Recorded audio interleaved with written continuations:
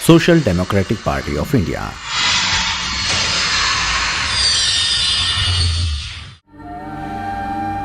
हिंदुस्तान एक ऐसा देश जिसने 150 सालों की गुलामी की बेड़ियों को तोड़कर आजादी पाई, जहां लोगों ने जाति धर्म को छोड़कर देश को आजाद कराने में अपनी जान न्यौछावर कर दी। भारत कई धर्मों, संस्कृतियों, भाषाओं और नैतिक मूल्यों की प्राचीन धरती के रूप में पूरी दुनिया में समानता, सुरक्षा और न्याय सुनिश्चित करने के लिए सक्रिय भूमिका निभाता रहा है।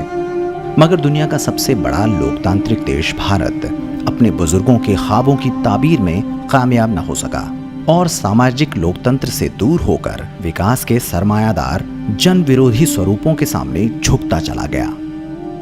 लेकिन आज आजादी के 65 वर्ष बाद भी इस लोकतंत्र देश में लोगों की अधिकतर अभिलाषाएं अधूरी हैं।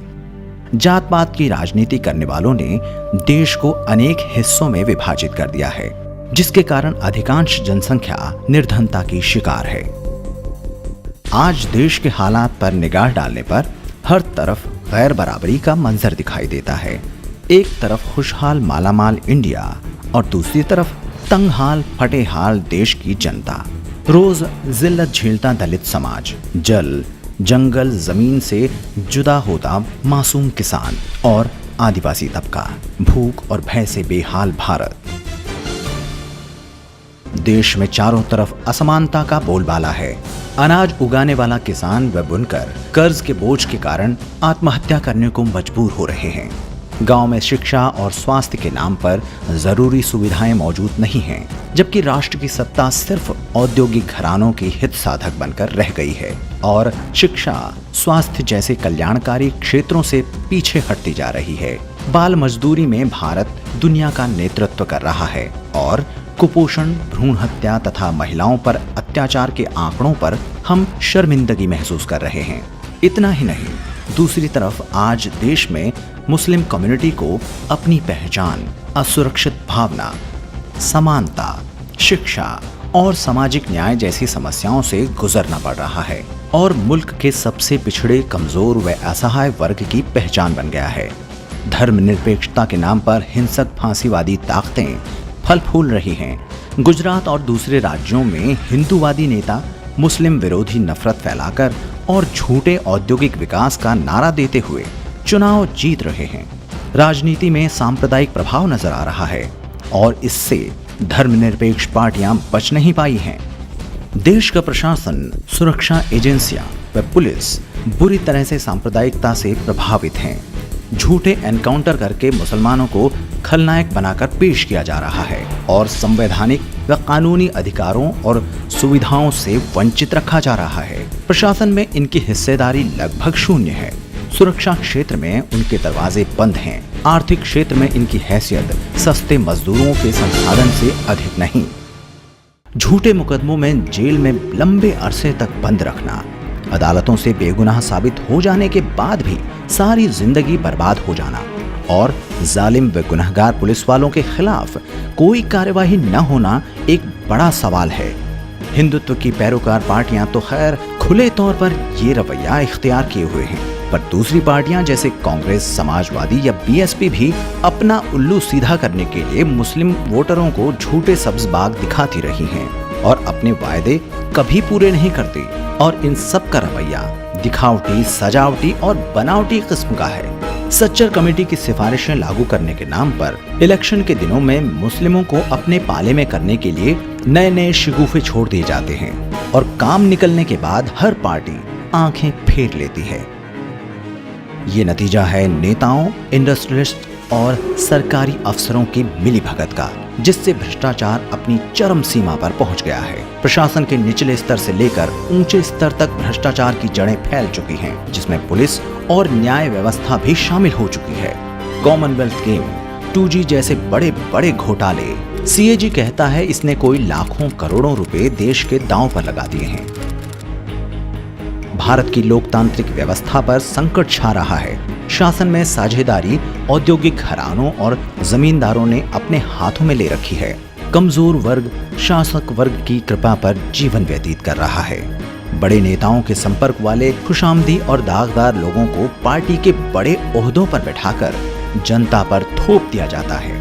अब तक सभी पार्टियों की हुकूमतें, चाहे वो कांग्रेस हो, बीजेपी हो, राष्ट्रीय मुख्य धारा के दोनों दलों के नेता भ्रष्टाचार में लिप्त पाए गए हैं। क्षेत्रीय पार्टियां भी इन मुद्दों पर उनके साथ हैं। औद्योगिक घरानों के निकट संबंधों के कारण अपने प्राकृतिक संसाधनों की लूट होती रही है।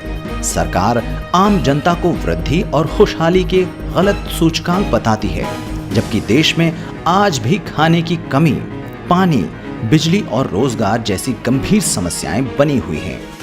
वहीं दूसरी ओर भ्रष्टाचार अपनी चरम सीमा पर पहुंच चुका है। राजनीति को हर तरफ से भ्रष्टाचार की जननी बना दिया गया है। विदेशी बैंकों में जमा काले धन पर सभी बड़ी पार्टियां चुप्पी साध लेती हैं। कांग्रेस और बीजेपी न्यू लिबरल वर्गों के प्रवक्ता के तौर पर काम कर रही हैं। लेफ्ट पार्टियां राइट की तरफ माइल हो रही हैं। दलित समाज की पार्टियां सत्ता में हिस्सा लेकर अपना मकसद और लोगों के प्रति अपनी प्रतिबद्धता खो चुकी हैं। लेकिन हालात को बदलने के लिए राजनीति को सैद्धांतिक रूप देना होगा, तभी व्यवस्था आवाम के हाथों में आ पाएगी और सही ढंग से प्रजातंत्र मजबूत होगा और सत्ता के बिचौलियों को समाप्त किया जा सकेगा। ऐसे मोड़ पर भारत के लोगों की स्वतंत्रता, संप्रभुता और विकास को प्राप्त करने के लिए social democratic party of India की स्थापना की गई है, जिसका मकसद देश के लोगों को भय और भूख से निजात दिलवाना है और साथ ही भारतीय व्यवस्था में परिवर्तन करना है। जमीनी स्तर पर लोकतंत्र और मताधिकार का वास्तविक प्रयोग इस परिवर्तन की बुनियाद होंगे। पार्टी का मानना है कि प्रशासन अपने दायित्व को निभाने में तभी सफल होगा जब वह यह सुनिश्चित करे कि निजी व्यवसाय और प्रयासों को नुकसान पहुंचाए बिना राष्ट्र के संसाधनों का न्यायपूर्ण वितरण हो। पार्टी सत्ता प्रतिष्ठानों से यह आग्रह करती है कि वह ऐसी तमाम नीतियों, योजनाओं और कार्यक्रमों को बंद करे जो आर्थिक विषमता को बढ़ावा देते हैं और ऐसे आर्थिक विकास को फलने फूलने दे जो न्याय के साथ हों। इसके अलावा पार्टी का मानना है कि लोगों के बीच भय और भूख देश के सक्रिय विकास में बाधक है। इसलिए एसडीपीआई इस मुहिम को पूरे देश में बहुत मजबूती के साथ चला रही है और जमीनी स्तर पर इसको लोगों का प्रोत्साहन भी मिल रहा है। एसडीपीआई 4 साल पहले न्यू दिल्ली करोल बाग मंदाकिनी होटल है। ये होटल में 24 पीपल जमा करके शुरू किया हुआ पार्टी है। Social democratic party of India आम आदमी का पार्टी है, हमारा पार्टी है, लोगों का पार्टी है, पूरा हिंदुस्तानियों का पार्टी है। हमारे पैर पर खड़े होकर हम तो आगे बढ़ना है। कन्याकुमारी से हिमालय तक और राजस्थान से बंगाल तक और मणिपुर तक हमारा कैडर्स है, हमारे वर्कर्स है, अच्छी तरह काम करने वाले लोग हैं। और हर जगह हम कहाँ पहुँच जाए वो जगह हमको अच्छा एक एक्सेप्टेंस, कबूलियत मिलते हैं। एसडीपीआई जिंदाबाद, हम हिंदुस्तानी जिंदाबाद। एसडीपीआई जिंदाबाद, हम हिंदुस्तानी जिंदाबाद। आओ कुछ एहसास जगाएं भारत में, एक नई आवाज उठाएं भारत में। 21 जून 2009 को एसडीपीआई का शुरुआत हुआ। दिल्ली में हम कुछ लोग जमा करके ये पार्टी का शुरुआत हुआ था। हम 2 slogans, freedom from fear, freedom from hunger, भूख से आज़ादी और खौफ से आज़ादी, ये उठाकर हम ये पार्टी का शुरुआत किया है। एसडीपीआई अपने अंदरूनी ढांचे में जमहूरियत के सारे तौर तरीके अपनाती है, जिसमें इसके पास एक सलीकेदार मेंबरों का कैडर है और इसकी हर गतिविधि में वैसी ही पारदर्शिता बरती जाती है जैसी ये पार्टी इस मुल्क में लाने का वादा करती है।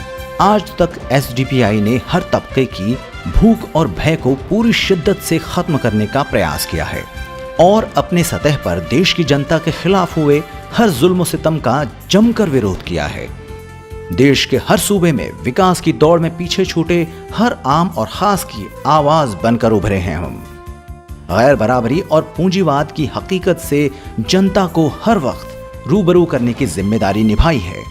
लोगों को उनका हक दिलवाने के लिए हमने एसडीपीआई की ओर से कई राज्यों के इलेक्शन में अपने कैंडिडेट खड़े किए और उन्हें सफलता भी मिली है।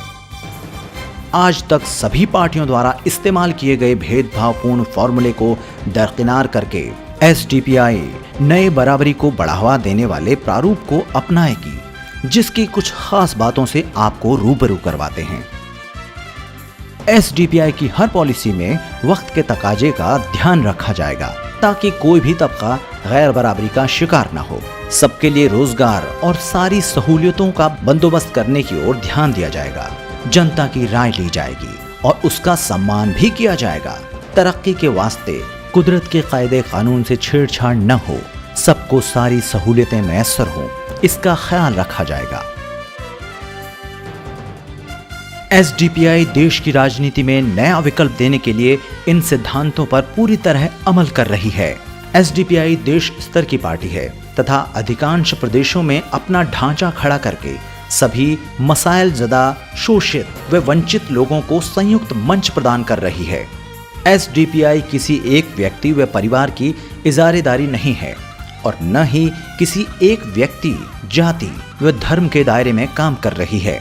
हर शख्स को बिना भेदभाव प्रजातांत्रिक पद्धति से शीर्ष तक पहुंचाने का अधिकार है। एसडीपीआई में पूर्णतया आंतरिक प्रजातंत्र है तथा किसी भी ओहदेदार या उम्मीदवार को पार्टी नेतृत्व नामजद न करके स्थानीय सदस्यों द्वारा ही उनका चयन किया जाता है।